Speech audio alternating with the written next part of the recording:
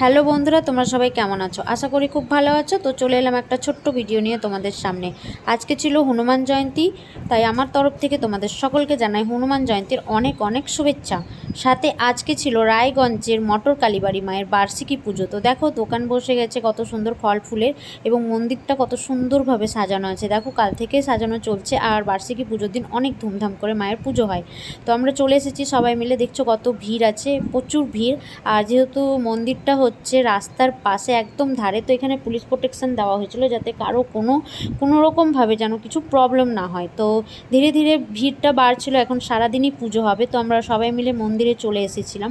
আর এর আগের ভিডিওতে আমি মন্দিরটা দেখিয়েছিলাম তোমাদেরকে।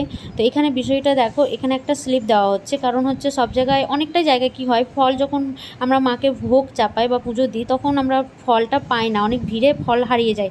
তো এখানে ফলগুলো জমা নেওয়া হচ্ছিলো, একটা স্লিপ দেওয়া হচ্ছিলো যাতে সুন্দরভাবে সকলেই যেন ভোগগুলো মায়ের পাক।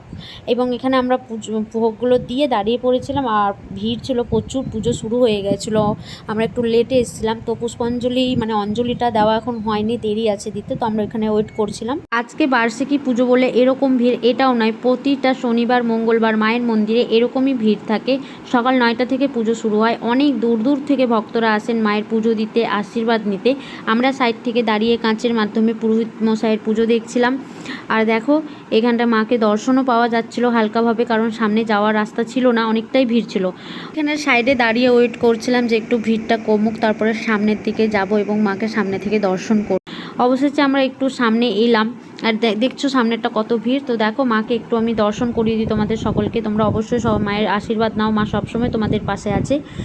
তারপরে আমাদের চলে এসেছিলো অঞ্জলির সময়। অঞ্জলি দিতে প্রায় 2টো বেজে গেছিলো, আমরা ওখানেই ছিলাম। তো আমরা সবাই মিলে অঞ্জলি দিয়ে দিচ্ছিলাম, শান্তি জল নিয়ে আমি অঞ্জলি কমপ্লিট করে তারপরে প্রণাম করে নিচ্ছিলাম ঠাকুরকে।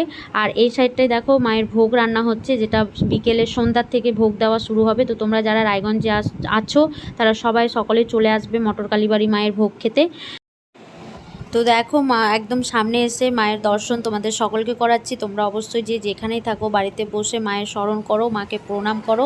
মায়ের আশীর্বাদ তোমাদের সবসময় আছে, আর মা তোমাদের সাথে সবসময় আছে। আর মা সত্যি খুব জাগ্রত, সবার ইচ্ছা সবসময় পূরণ করে।